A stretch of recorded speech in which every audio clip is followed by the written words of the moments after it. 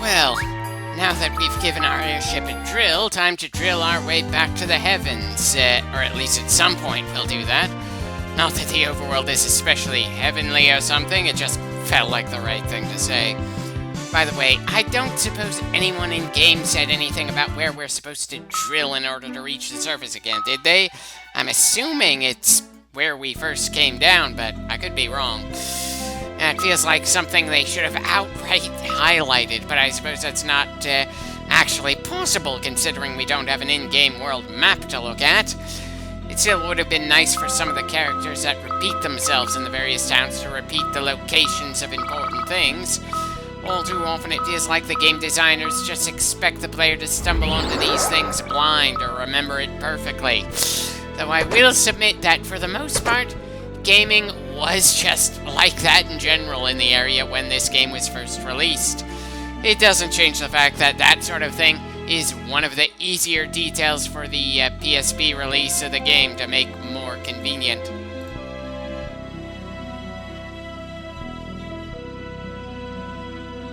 Really surprised we haven't had to deal with any random encounters in here so far. I didn't think that using float would make us a less tempting target overall. Or maybe the encounter rate is lower than I would have expected in this dungeon. It's hard to really know for sure. Either way, it's got me a little nervous, especially considering how outclassed we felt the last time we were in this bonus dungeon just running into a standard group of enemies.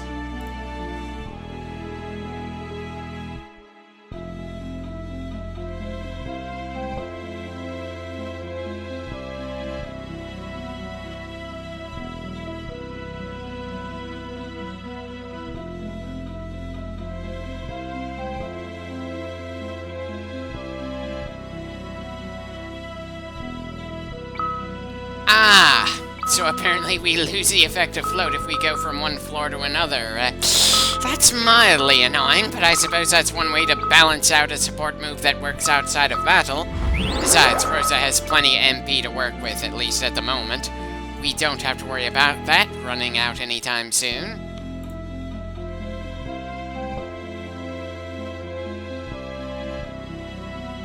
Okay, so some of the terrain nearby looks distinctly different from what we've been seeing so far.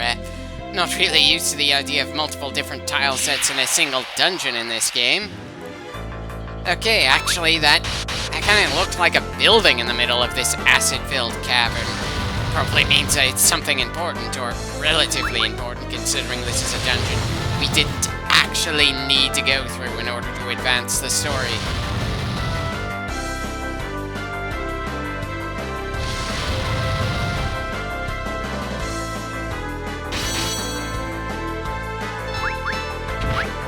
Those dreamers are certainly able to take a beating, that's for sure.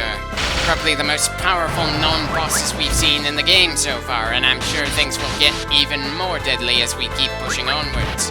Though at what point is it going to start feeling absolutely bullshit how durable the recurring enemies become? At the very least, part of me feels like we've gotten to the borderline of that point, and it's not helped by the fact that we're going into this dungeon with an incomplete team at the moment.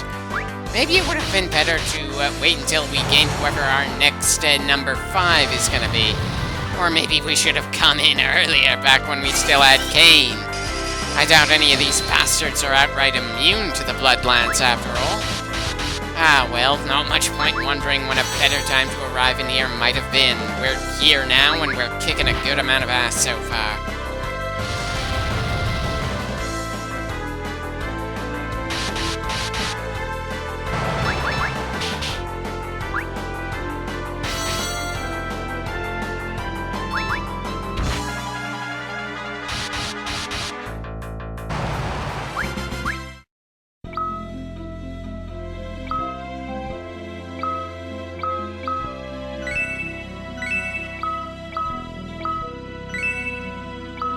Well, we've certainly got plenty of regular potions to burn through, that's for sure.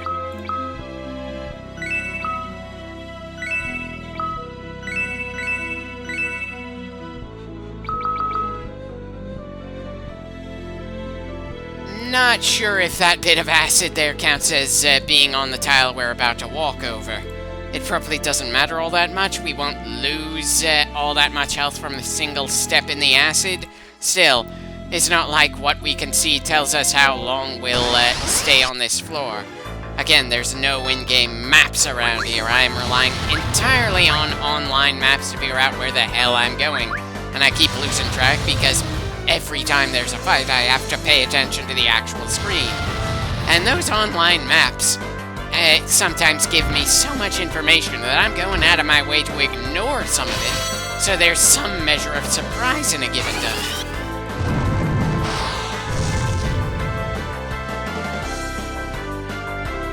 Yeah, probably shouldn't have used the fire attack there. I already knew that the Dreamers would absorb that before we even sent it.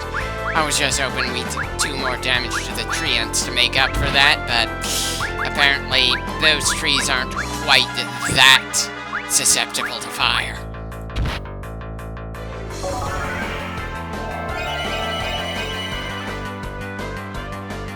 The full party Curaga was probably a bit of a waste there. Still, we're taking some damage out here, and I definitely need to give Cecile some extra healing at some point. It just feels like our tankiest fighter has been taking the most damage out here. Granted, he can afford to take the most damage, but still.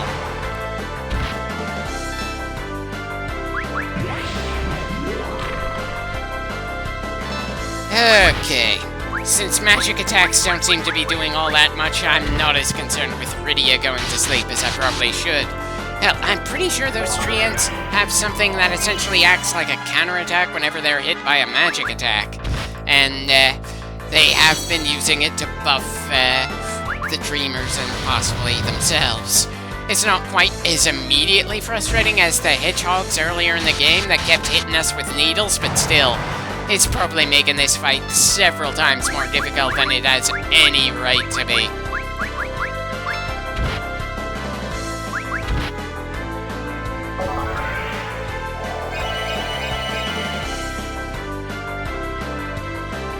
I suppose spending so many healing spells means that Rosa is saving up on arrows for whatever that's worth. Though, even the supposedly good arrows don't feel all that worth saving. It's actually kind of sad. She's going out of her way to avoid the usual white mage cliche of just using staffs, and unfortunately, bow and arrows are just not that good in this version of the game.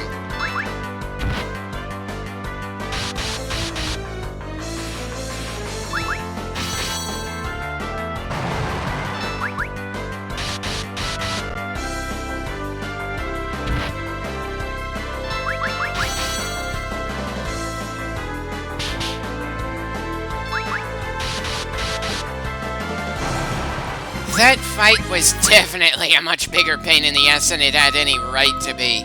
Good God, I've done less healing in some boss fights. Still, it shouldn't be too difficult to avoid using spells the next time we run into that configuration of enemies, especially since I generally go for physical attacks anyway, though I guess the spells would help speed things up at least a little there, since there are so many targets at once, and they are all so damn durable. Please tell me there's a hidden path so we don't have to walk on the acid for the chests. I know I could just use float again, but still, there have been so many chambers we haven't been able to enter in every floor so far in this dungeon, and for at least 4 of the Final Fantasy games I can think of, they just absolutely love hiding the paths. It's not quite at Metroid levels of difficult to find, but still, it's very much annoying.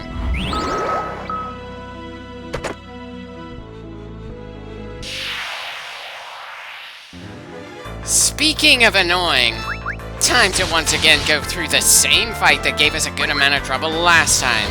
Let's see if I can manage to get through this fight without getting as physically mangled by the end of it.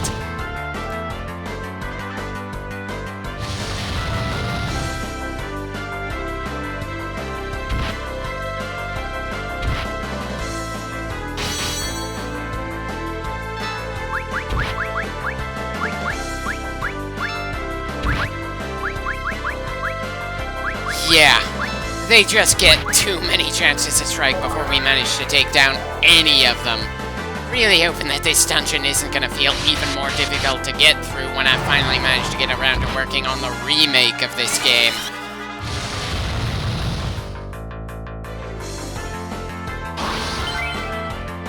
Yeah, the Treants just treat getting hit by magic as a counterable event. For God's sakes, this is not encouraging me to use Rydia to the best of her abilities. And if I remember correctly, the last recruitable character in the game is going to be another mage. I can't help feeling it's far too late in the game to recruit anyone we haven't already met. Though part of that is probably the fact that I just don't like Edge at all, and I feel like he just plain should not have been included. Every character we got to work with in any way before we ran into our ninja feels worthwhile to some degree or another, either narratively or in terms of gameplay. Even the twins, who I didn't really feel much of anything before they were removed from our party. Granted, we were only given the twins because of bullshit that removed Rydia and Rosa from our team for arbitrary reasons, yet somehow they didn't feel outright superfluous like Edge does, despite the sheer number of playable mages this game has. Hold on, let me count them up here. 1, 2, 3, 4, 5, 6. Okay, bit of a larger number than I was expecting. Physical fighters on our team over the course of the game. 1, 2, 3, 4, 5. And I'm probably being generous by counting Edward as a 5th there. Really, Edward just does not feel like he was built to be a frontline protagonist. It's not like he has any spells or uses any MP, so he kind of counts as a physical fighter. It's actually kind of funny to think about the fact that I generally prefer physical attackers in role-player games over mages, but this game has more mages than physical fighters, which is made more than a little annoying since we never actually get a choice who gets to be on our team when, at least in the original and PSP releases. I've heard that in the remake that it's possible to choose who's on your team for the final section of the game for whatever that's worth, though that's still a vast majority of the game where you aren't allowed to make any party changes whatsoever. Your team composition is decided entirely by the plot. I probably wouldn't mind that so much if it wasn't for the fact that the plot of this game fell apart quite a while ago.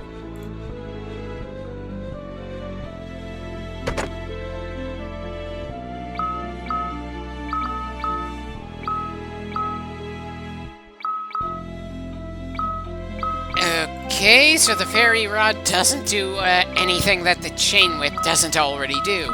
At least according to this screen. Can't really say it's a garbage weapon pickup. I suppose it's something we might give to Rosa if I get sick of the whole arrow gimmick for this game. Still, I kind of wish that the equipment screen mentioned if an item improved our offensive magic. Really feels like a lot of my issues with this game are things that the other games in the series will fix one way or the other, from storytelling to user interface.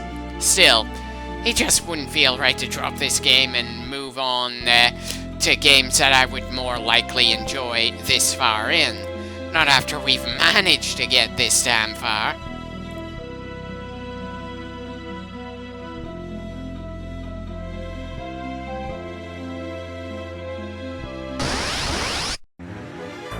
I somehow doubt that preemptive strike will make this fight any easier for us, considering how this configuration has been beating the absolute crap out of us, and how much of a beating they can take.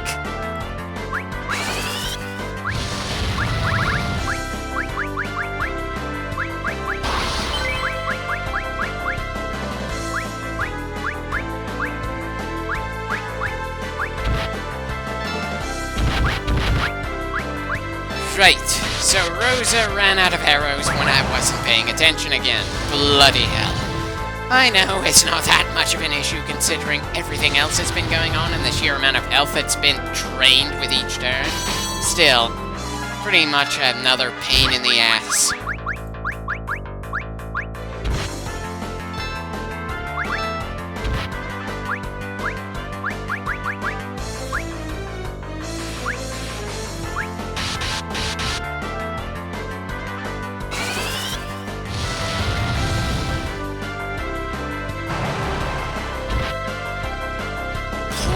Please don't tell me we're gonna take another casualty before we're done with this fight. It's already embarrassing enough that we ended up losing Cecile in the previous random encounter. I swear, it just feels like he takes more damage per hit than anyone else around here for some reason. And it's not like Rydia has been especially durable. I know she was technically less able to take a hit before her sudden jump in age, but still, the way the progression in this game works, it almost feels like she's become easier to bring down now that she's older than when she was a literal child.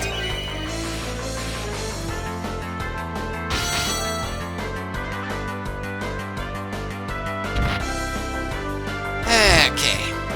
On the one hand, I want to slap myself for healing the wrong person that turn, but on the other, I didn't think that Hitch was in any danger of getting knocked out there. This one set of enemies in this one dungeon are just so much more fearsome than some of the outright bosses we have had to work our way through just to get this far into the game. It's brutal, it's annoying, but I suppose it's a bit acceptable since this is a bonus dungeon. And I really can't think of anything we could have done to better prepare for the crap we're dealing with in here. Well, anything outside of just pure grinding, and ironically enough, I feel like this dungeon is the best place to grind in order to prepare for the fight against the random encounters in the same dungeon. Part of me wants to bitch about that bit of the game design, but hey, we're working our way through things despite my annoyances there, and again, we could have chosen not to come here anyway. And it's nowhere near as annoying as some of the game design decisions, like the cave with so many dead ends where we had to fight through a door just to find a small empty room. And it's nowhere near the level of bad as some of the storytelling decisions, like Golbez suddenly remembering Kain can be mind-controlled just for the sake of stealing a crystal we just gained, or the fact that after Rydia and Cecile managed to beat our main villain rather definitively when the rest of the team was knocked out, his severed hand grabbed the crystal we should have successfully defended there. Again, we should not be treating that man as the absolute biggest threat of the story after those humiliations. Speaking of big threats, oh dear God, we're dealing with a Malboro. I don't care which Final Fantasy game they're in. Seeing one of those multi-eyed, sharp-teethed plants is enough to make me piss myself. Seriously, the bad breath attack inflicts 5 different status effects at once. Hell, why didn't the game wait until we got to the final dungeon before throwing an enemy of that caliber at us?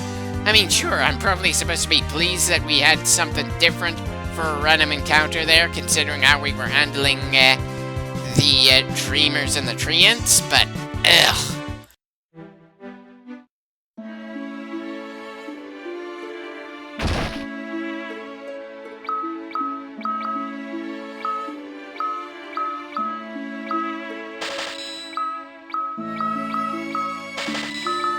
Right.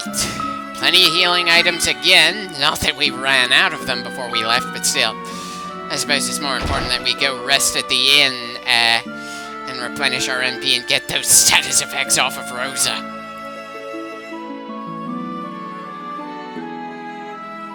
Please move, sir. It's not that big of an issue, but it's still annoying when we aren't allowed to move into a building or through a narrow path just because a non-player character decided to wander into that path. Why the hell did the game designers even allow NPCs to have that kind of pathing in those sort of places? And I wonder how many games we're going to have to go through in this series before that's no longer an issue.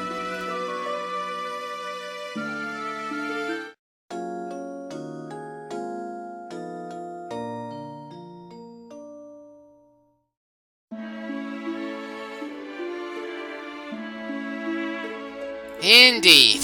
We're about as ready as we're going to get to re-enter that same dungeon. I might have to wait until later before we make another push in there, though. We should probably get back to working through the main story, at least for a little bit. We are close to another bit of major progress, after all. Yeah. The next bit of raw footage is short enough that I can get away with including it in this clip and still keep things from going over half an hour long. Definitely a good sign that I'm not gonna do any diving into more dungeons for the rest of the clip.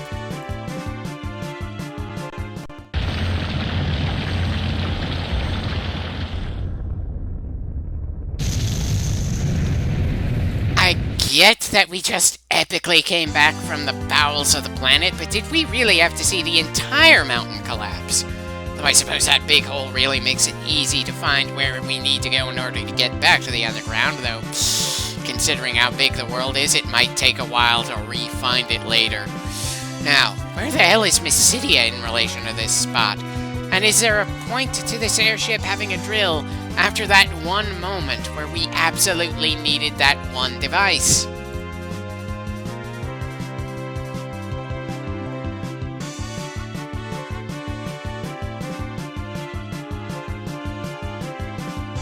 Okay, I kind of know where we are based on my memories of the early game, but that doesn't tell me where we are in relation to where we need to be.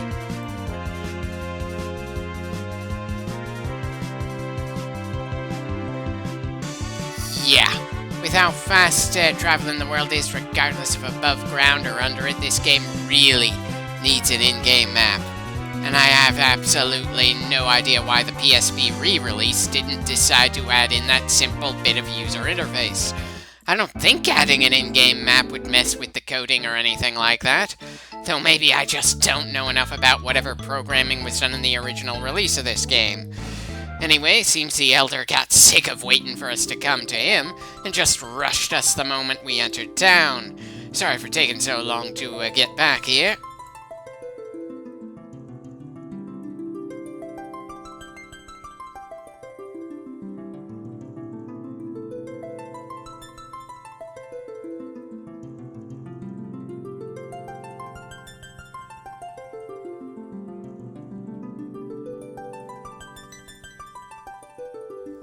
Can we please move the text along a little faster? I'm pretty sure we already read this part of the prophecy in this game.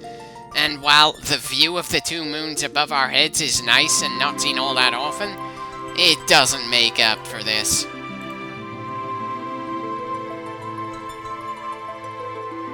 Again, who are you praying to? The world building in this game did not actually set up any kind of theology.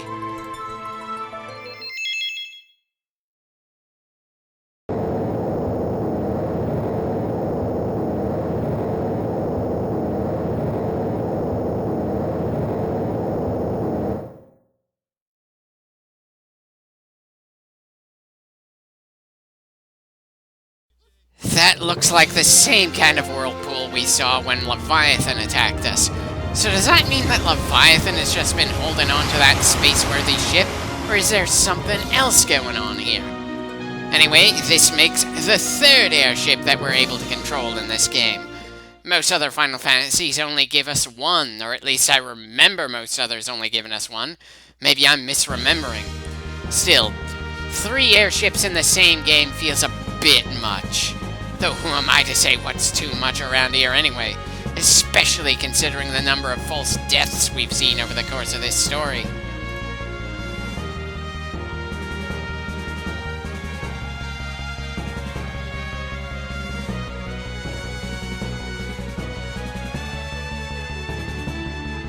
I don't suppose it's the kind of crystal that Golbez would love to steal, is it? I can already see it now. We managed to get to the moon to try to confront him and stop whatever he's planning, and then it turns out he wouldn't have been able to succeed if we didn't bring that last crystal on the lunar whale to him. We already handed him 2 other crystals after all. Just an overly done plot point. Anyway, I feel like we're not quite prepared enough to go to the moon just yet. We've probably got some more leveling up to do. I'm also very much sure there aren't going to be any towns or stores when we get up there. There were certainly fewer towns in the underground than there were in the overground. And again, the underground just feels less complete to me than the overground, considering there are fewer places for us to visit, period. Much less towns and all that. I just am severely doubting the moon is going to have all that much outside of a bare few dungeons. So let's try to finish off everything on the planet itself before we exit the atmosphere just in case it turns out that going to the moon is a moment of no return.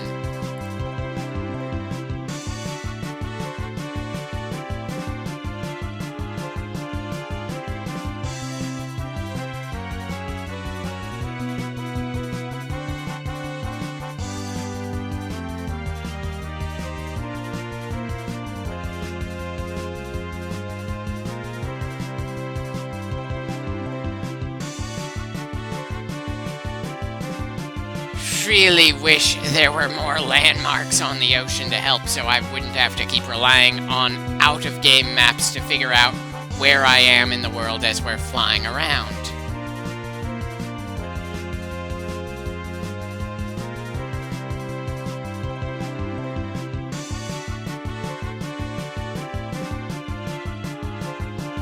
For God's sakes, we're just looking for the massive hole we've dug into the ground. How can it be this annoying to find it again when we only just got out from there?